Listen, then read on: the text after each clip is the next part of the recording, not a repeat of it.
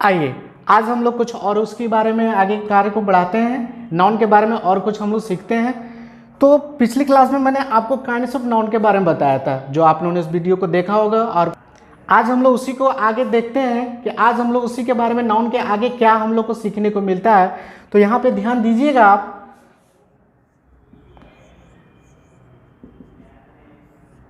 ये वर्ड तो आपने सुना ही होगा, बचपन में पढ़ रखा होगा। आज इसकी ज़रूरत हमें कॉम्पिटिटिव में ये काम आती है। तो आज हमें ये जानना, थोड़ा सा इसका डिटेल्स के बारे में जानना हमको बहुत ज़रूरी होगा। अगर इनकी जानकारी हमें नहीं है तो हमें दिक्कत होगी।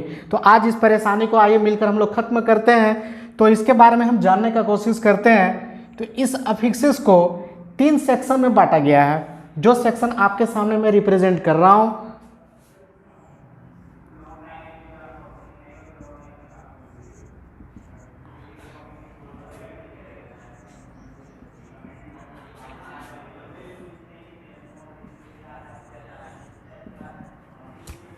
आइए देखिए, मैंने आपके सामने लिखा फिक्स। अफिक्स को 3 सेक्शन में बांटा गया है। आपके सामने प्रीफिक्स हुआ, इस मिडल सेक्शन को हमने रूट का हमने बोला, और इस लास्ट वाले इधर पार्ट के वालों को हमने सफिक्स का। मतलब अफिक्स का मतलब होता है किसी चीज़ में जोड़ना। अगर जोड़ते हैं कोई चीज़ तो उससे एक चीज़ नया निकल कर आता है रूट। अगर एक रूट से हम 1000 चीज़ बना सकते हैं, जिसको हम लोग बोलते हैं रूट। तो इस अफिक्स को 2 चीज़ में बांटा गया है, प्रीफिक्स और सफिक्स। इन दोनों चीज़ से निकल कर एक चीज़ जो निकल कर आता है वो हमारे सामने रूट कहलाता है। और ये कैसे काम करता है, अब हम कुछ शब्द आपके सामने लिखने जा रहे हैं। ये सारे के सारे वो शब्द आपके क्लियर होते जाएंगे।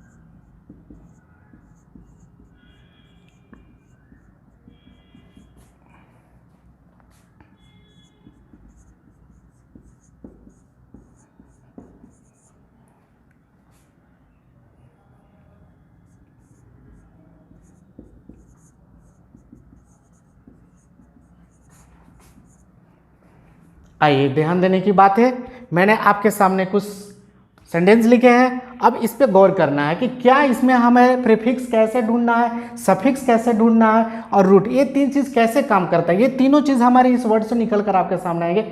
तो बहुत ध्यान से देखिएगा, इस बात को मैं आपको सिखाने जा रहा हूँ। जैसे मान लेते हैं आपके सामने लिखा है डिस्टरबेंस। एक बार किसी भी वर्ड को पूरी तरह से हम पहले पढ़ने का काम करेंगे। पहला मेरा नियम ये कहता है कि कोई भी वर्ड हमारे सामने लिखा हुआ, अगर उनमें से हमको प्रीफिक्स, सफिक्स और रूट निकालना है, तो सबसे पहला काम ये होता है कि किसी भी वर्ड को लिखे हुए को पहले हम पूरी तरह से पढ़ेंगे। तो आपके सामने पहला वर्ड हमारा जो वर्ड लिखा हुआ है कि डिस्टरबेंस, आप देख ही रहेंगे इस बात को, डिस्टरबेंस लिखा हुआ है। अब मान लेते हैं कि इसमें हमको सफिक्स, प्रीफिक्स और रूट निकालना है, तो कैसे निकलेगा। तो सबसे पहले आप एक चीज़ सीखोगे कि आप एक बार गौर कीजिए, इस पर ध्यान दीजिएगा कि यहाँ से यहाँ अगर लाइन करते हैं, 1 मिनट आप थोड़ा सा इमेजिन कीजिएगा इस बात को। थोड़ा सा मान लेते हैं कि अरे मैंने यहाँ से यहाँ इमेजिन किया, तो डिस्टर्ब मतलब मैंने यहाँ जो भी लास्ट मेरा वर्ड इसमें है, मैं डिस्टर्ब। आपने देखा होगा कि एंस को मैंने अभी छोड़ दिया, कुछ चीज़ को मैंने छोड़ दिया। क्यों छोड़ा, इसके पीछे एक लॉजिक है।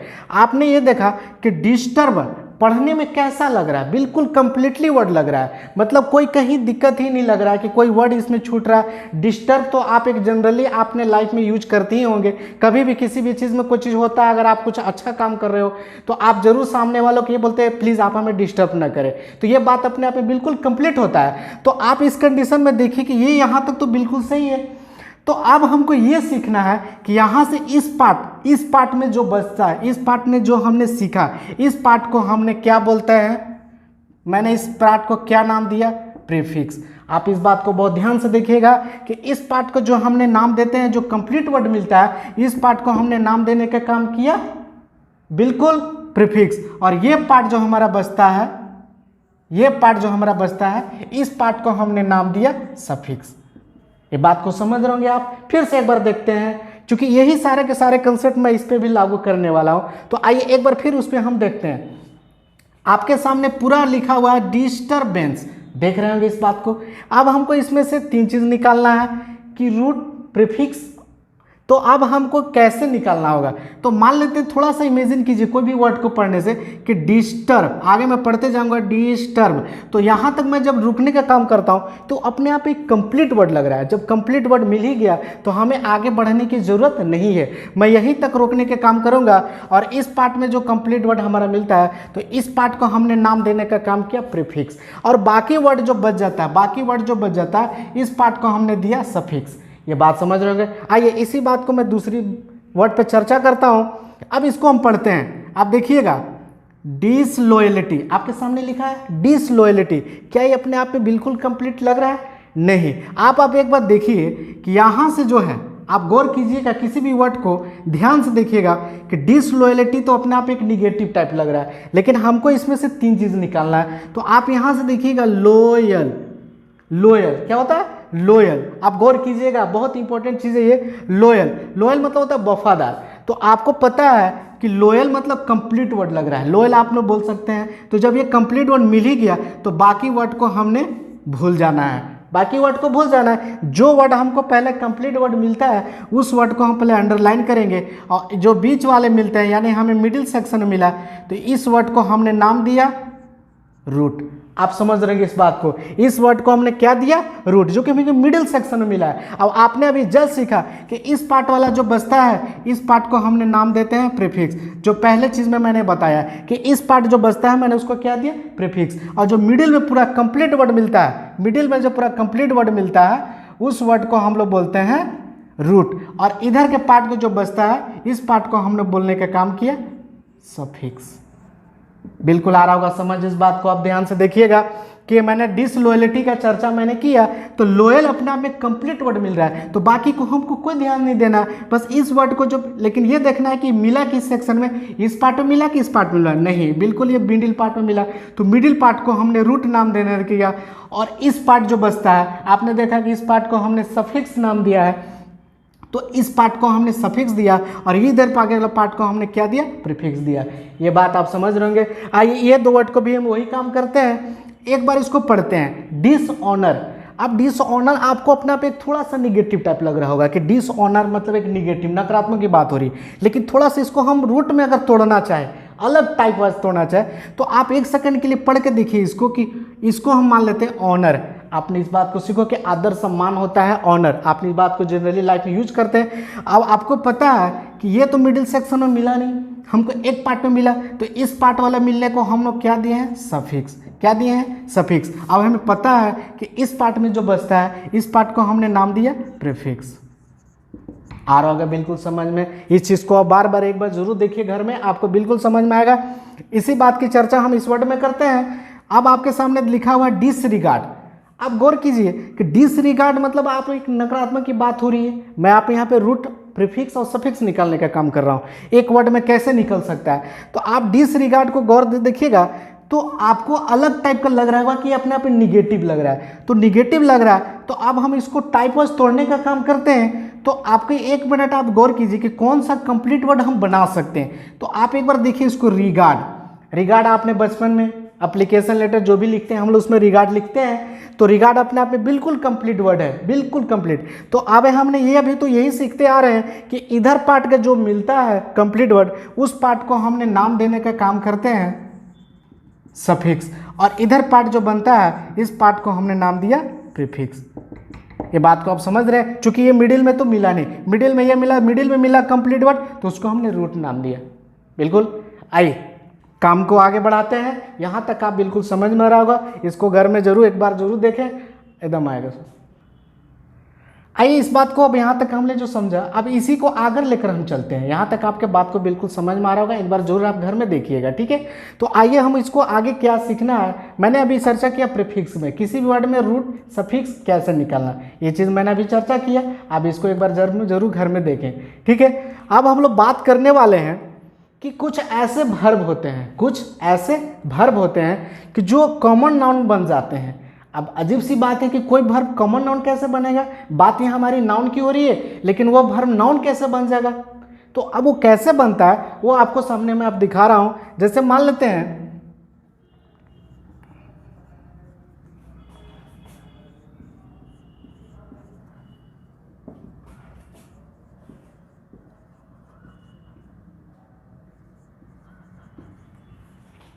हमारा नियम ये कहता है कि किसी भी वर्ब में अगर हम जोड़ने का काम करते हैं ई आर या मान के चलते हैं ओ आर, तो वो वर्ड हमारा बनने का काम कर जाता है कॉमन नाउन। यानी कोई भी वर्ब में हम ई आई या ओ आर जोड़ेंगे तो वो वर्ड हमारा कॉमन नाउन में चेंज हो जाता है, यानी कॉमन नाउन कहलाता है। जैसे मान लेते हैं कि एक एग्जाम्पल के तौर पर मैं एक वर्ब ले रहा हूं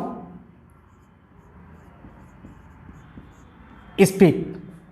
आपने इस बात को जानते हैं, स्पीक का हिंदी होता है बोलना, यानी बोलना अपने आप में एक्शन हुआ, यानी वर्ब हुआ।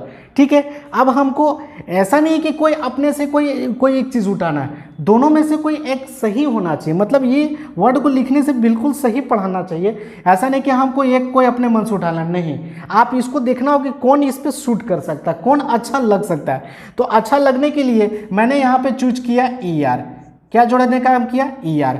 चूंकि अगर ओ आर जोड़ेंगे तो सुटेबल नहीं हो रहा है, हमें चूंकि सुटेबल भी बनना होना है। तो आप पढ़ के देखिए जरा क्या पढ़ाई हो रहा है। स्पीकर पहले से था क्या? स्पीक मतलब वर्ब था, मैंने इसमें सफिक्स जोड़ने का काम किया, यानी जोड़ने का काम किया, तो मैंने दिया ई आर। अब क्या बन गया? स्पीकर। अब ये जो स्पीकर है अब किस नाउन में बन गया? अपने आप में यही स्पीकर जो है कॉमन नाउन बन गया। क्योंकि आप एक बार गौर कीजिए कि स्पीक मतलब होता है बोलना, लेकिन स्पीकर बोल देने से ही मालूम चल जाता है कि हमारे सामने वक्ता बहुत सारे बोलने वाले होते हैं, यानी कॉमन नाउन, यानी एक नहीं बहुत सारे स्पीकर हुए। यानी स्पीक मैंने वर्ब को ई आर में सफिक्स किया, जोड़ने का काम किया, तो ये स्पीकर क्या बन गया? Common noun. ये अब आपका वर्ब नहीं हुआ, क्योंकि मैंने इसमें क्या जोड़ा? E R. आप देख पा रहे हो इस बात को। चलिए इसी बात को लेके एक और लेते हैं एग्जाम्पल।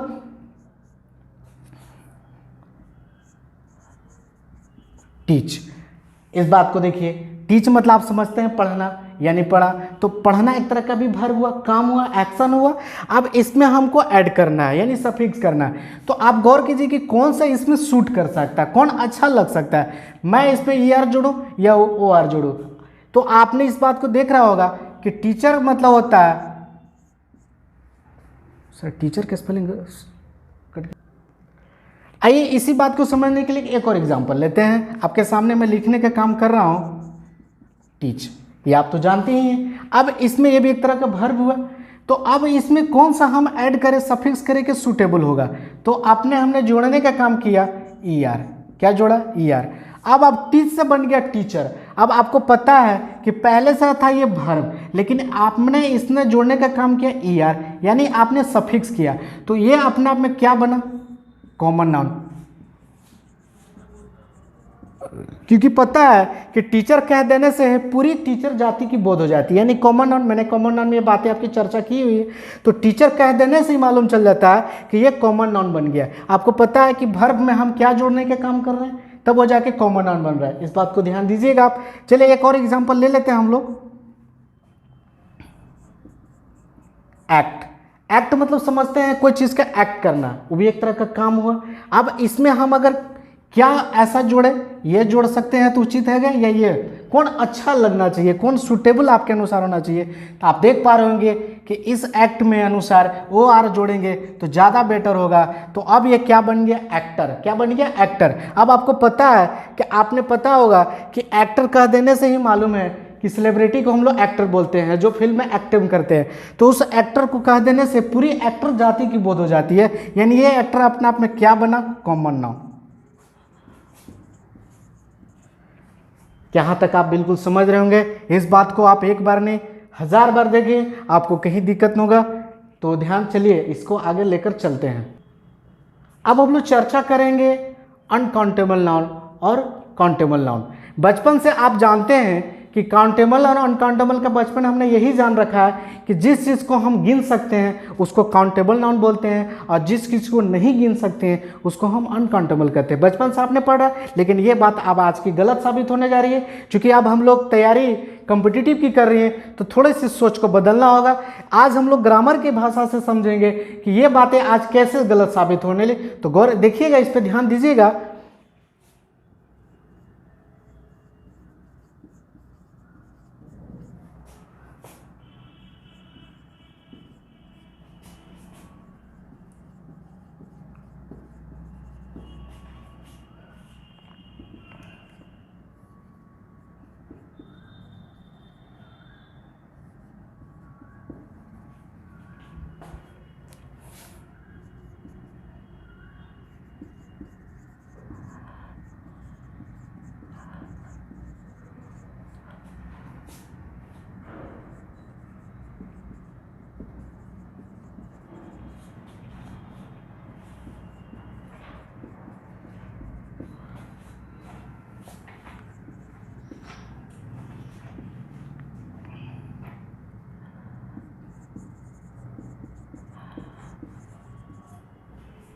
आज हम लोग सीखने वाले हैं कि काउंटेबल और अनकाउंटेबल नाउन को आज हम लोग ग्रामर के हिसाब से कैसे सीखेंगे। बचपन से हम जानते हैं कि जिस चीज़ को हम गिन सकते हैं उसको काउंटेबल बोल सकते हैं, और जिसको ना गिन सकते हैं उसको अनकाउंटेबल बोलते हैं। लेकिन ये बात आपका गलत साबित होने वाला है। आज हम लोग ग्रामर के हिसाब से सीखेंगे कि काउंटेबल नाउन हम उसे कह सकते हैं कि जो कॉमन नाउन की कैटेगरी में आती है। अब कॉमन नाउन क्या होती है तो आपको मालूम है, पिछली क्लास में हमने ये डिस्कस किया था कि कॉमन नाउन जो होती है उसको काउंटेबल नाउन कहते हैं। यानी इसका मतलब ये समझ में आता है कि कॉमन नाउन को हम सिंगुलर से प्लूरल बना सकते हैं, सिंगुलर से प्लूरल बना सकते हैं, यानी एस या ये जोड़ सकते हैं और प्लूरल से हम सिंगुलर भी बना सकते हैं, उसको हम काउंटेबल नाउन कहते हैं। और अनकाउंटेबल उसे कहते हैं जिसको मटेरियल नाउन की कैटेगरी में आती है।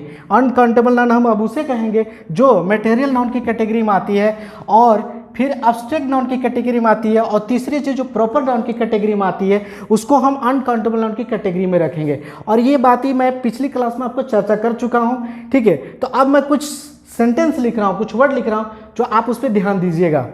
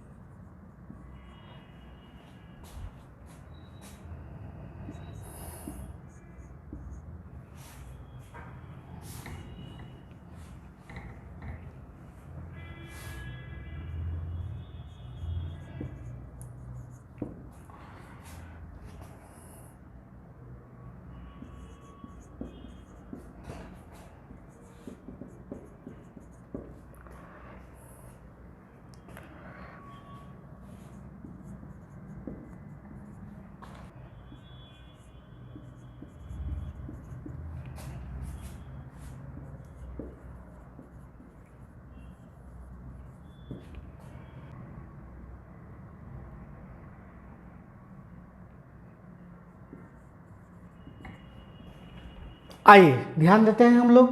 अब ये कुछ चीज़ मैं आपके सामने लिखा हूँ, अब इसको हमको इसमें ये पहचाना है कि कौन सी चीज़ें हमें काउंटेबल नाउन की कैटेगरी में आ सकती है और कौन सी चीज़ें हमें अनकाउंटेबल नाउन की कैटेगरी में आ सकती है। तो ध्यान दीजिएगा इस पर कि अब मैंने जो लिखा है आपको बताया कि काउंटेबल नाउन हम उसे कहते हैं जो कॉमन नाउन की सेंस में आती हो, जो कॉमन नाउन कहलाता हो, और जिसको हम सिंगुलर से प्लूरल बना सकते हैं, प्लूरल से सिंगुलर बना सकते हैं। उसी बात की चर्चा मैं अनकाउंटेबल नाउन में किया कि अनकाउंटेबल नाउन की मटेरियल नाउन, जो मटेरियल नाउन हो उसको अनकाउंटेबल मानेंगे, जो एब्स्ट्रैक्ट नाउन हो उसको अनकाउंटेबल मानेंगे, और जो प्रॉपर नाउन हो उसको भी अनकाउंटेबल नाउन के ही रूप में रखेंगे। तो अब मैं कुछ वर्ड लिखा हूँ, आप देख पा रहे हैं इस बात को, तो इस पर ध्यान देना है कि कौन सी चीज़ें हमें अनकाउंटेबल हो सकती है, कौन सी काउंटेबल हो सकती है। तो आपको पहला चीज़ दिख रहा है किताब, बुक। तो अब इसको हम, आपको पता ही है कि ये तो कॉमन नाउन की बात हुई, ठीक है, तो इसको तो हम गिन ही सकते हैं। तो मैंने इसको रखने का काम किया काउंटेबल में, यानी सी। आप समझ पा रहे होंगे इस बात को। पेन की बात हो रही है, आपको पता है कि भी कॉमन नेम में आती है, ठीक है, एक पेन कह देने से पूरे पेन की बोध होती है, तो इसको हम भी काउंटेबल नाउन की कैटेगरी में रखने का काम किया, ठीक है। स्टार, ये बड़ा जटिल शब्द है कि स्टार को हम क्या गिन सकते हैं? बिल्कुल गिन सकते हैं। इस बात को साइंटिफिक ने भी प्रूव किया है कि हम स्टार को गिन सकते हैं, और दूसरी साथ ही साथ ये अपना आप एक कॉमन नाउन का सेंस बनता है, इसलिए स्टार को हम काउंट कर ही सकते हैं। इस बात को बहुत ध्यान देना, और ये एग्जाम में ये पूछता है, तो आप यहाँ पे जरूर ध्यान दीजिएगा कि स्टार को अनकाउंटेबल नाउन कभी नहीं बोलिएगा, आपको ये कॉमन नाउन के सेंस में आता है। और प्लस में इस बात को साइंस ने प्रूव किया है कि स्टार को गिन सकते हैं, ठीक है। हेल्थ, हेल्थ को स्वास्थ्य, अपने आप में स्वास्थ्य है, तो ये चीज़ को हम गिन नहीं सकते हैं, बिल्कुल नहीं गिन सकते हैं, ये आप खुद समझने की बात है। तो इसको हमने अनकाउंटेबल नाउन की कैटेगरी में रखना ज़्यादा अच्छा समझा। अब बात करते हैं मनी की। तो आपको पता है कि मनी को हम गिन नहीं सकते हैं, ठीक है। इसकी चर्चा हम थोड़ा सा स्पेशल करेंगे मनी के बारे में। इसका दो लॉजिक काम करता है। फिलहाल इसको मान के चलिए कि ये अनकाउंटेबल है। क्यों अनकाउंटेबल है मैं बताऊंगा आपको। गोल्ड देखने से पता चल रहा है कि मटेरियल नाउन के सेंस में आता है, तो ये तो अपने आप में बिल्कुल अनकाउंटेबल हुआ। सिल्वर बात हुई, गाड़ी को तो गिन ही सकते हैं आप। रोहन, ये बताइए ये क्या काउंटेबल है या अनकाउंटेबल है? बोलिएगा सर ये तो रोहन लड़का का नाम है, काउंट कर ही सकते हैं। बिल्कुल नहीं, ये बात इसीलिए मैं इस बात को चर्चा में अभी तुरंत किया था कि आज वो कंसेप्ट आपका गलत होने साबित हो रहा है। चूंकि रोहन एक लड़का है तो आपको लग रहा हो कि मैं गिन सकता हूँ, नहीं, इस बात को ग्रामर ने इजाज़त नहीं दिया। इसलिए हमें चूंकि ये प्रॉपर नाउन की कैटेगरी में आता है और मैं आपको यहाँ चर्चा किया हूँ कि जो प्रॉपर नाउन की कैटेगरी में आता है उसको हम अनकाउंटेबल नाउन मानते हैं, इसलिए रोहन हमारा अनकाउंटेबल नाउन हुआ। आज इस बात को ध्यान दीजिएगा। वेडनेसडे भी अपने आप में एक प्रॉपर है, मतलब उचित है, इसको वेडनेसडे को कोई और नाम से हम नहीं बुला सकते हैं, तो इसीलिए इसको भी हम अनकाउंटेबल नाउन के रूप में ज़्यादा अच्छा समझेंगे। चलिए वेडनेसडे तक तो हम लोगों ने ये समझ के रखा कि वेडनेसडे अपने आप में प्रॉपर नाउन की कैटेगरी में आती है, तो मैंने इसको अनकाउंटेबल नाउन के रूप में बिल्कुल समझा। इसी तरह हेयर की बात हम लोग करते हैं, तो हेयर भी अपने आप एक तरह का प्रॉपर नाउन है, इसको हम कोई अलग नाम नहीं दे सकते हैं, हेयर को हेयर ही बोल सकते हैं और कोई दूसरा नाम नहीं, साइंस ने नहीं नाम दिया, इसलिए इस कंडीशन में हमने इसको अनकाउंटेबल नाउन की कैटेगरी में ज़्यादा अच्छा समझा। यहाँ तक आपको बिल्कुल समझ में आ रहा होगा। मैंने अभी कुछ देर पहले ये बोला था कि मनी के लेकर दो कंसेप्ट हमारे सामने आते हैं, तो इसकी चर्चा हम थोड़ा सा मनी के लिए लेकर आपको हमें क्लियर करते हैं। आइए देखते हैं। आइए थोड़ा सा मैं मनी के बारे में चर्चा कर देता हूँ। मनी के लेकर कन्फ्यूज़न होता है कि मनी को काउंट भी कर सकते हैं और मनी को अनकाउंटेबल कैसे, तो आइए बताते हैं कि आज हमारा मनी दो तरह से काम करता है, अनकाउंटेबल और काउंटेबल के रूप में। तो देखिएगा ध्यान से।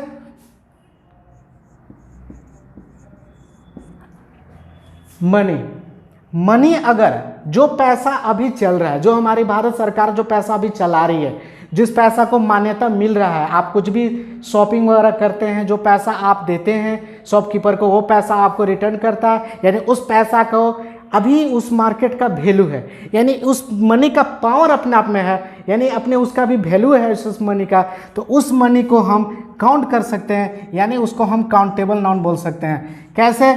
फिर से एक बार समझिएगा कि जो पैसा अभी मार्केट में चल रहा है, जिसको भारत सरकार ने मान्यता दे रखी है, जो आपने कहीं भी जाकर शॉपिंग करते हैं, कुछ खरीदते हैं, आपको बदले में कुछ पैसा रिटर्न करता है, यानी उस मनी को हम काउंट कर सकते हैं। क्यों? क्योंकि उस मनी का भी वो पावर में, उसका पावर अभी चल रहा है, वो पावर के सेंस में हुआ। और दूसरी कंडीशन में मनी अनकाउंटेबल नाउन हमारा कब काम करता है कि जो पैसा पहले से चल आ रहा था, वो पैसा कुछ दिन के बाद वो बंद हो गया, अब वो पैसा हमारा किसी काम का नहीं, भारत सरकार ने हमारी इस बात को बिल्कुल ख़त्म कर दी, अब उसकी कोई वैल्यूएशन नहीं है, यानी वो पैसा तो है, वो नोट तो है, लेकिन हमारे किसी काम का नहीं है, उसको मार्केट में उसका चलना नामुमकिन है, क्योंकि उसका उस बात का कोई वैल्यूएबल नहीं है। तो उस कंडीशन में हम मनी को अनकाउंटेबल नाउन के सेंस में हम मानने का प्रयास करेंगे। यही हमारा लॉजिक काम करता है कि मनी अगर पावर के सेंस में हो तो हम उसको काउंटेबल मानेंगे, जो पैसा अभी चल रहा है मार्केट में, और जो मनी अभी जो आ रहा था लेकिन कुछ दिन के बाद वो मनी बंद हो गया, भले वो हमारे पास नोट हमारी जेब में हो, लेकिन उसकी मार्केट अभी वैल्यू मतलब वैल्यू है ही नहीं, तो उस कंडीशन में मनी को हम अनकाउंटेबल नाउन के सेंस में रखेंगे। इस बात को आज तक हम लोग यहीं तक रखते हैं। उम्मीद है कि आपको ये बात सारी की सारी पसंद आई, समझ में आएगी। आप इसको एक बार घर में ज़रूर देखें, रिवाइज करें, दोस्तों के साथ शेयर करें, फेसबुक व्हाट्सएप जितने भी हमारे हैं, आप खूब सारा प्यार दें। फिर मिलते हैं अगले वीडियो में, तब तक के लिए धन्यवाद।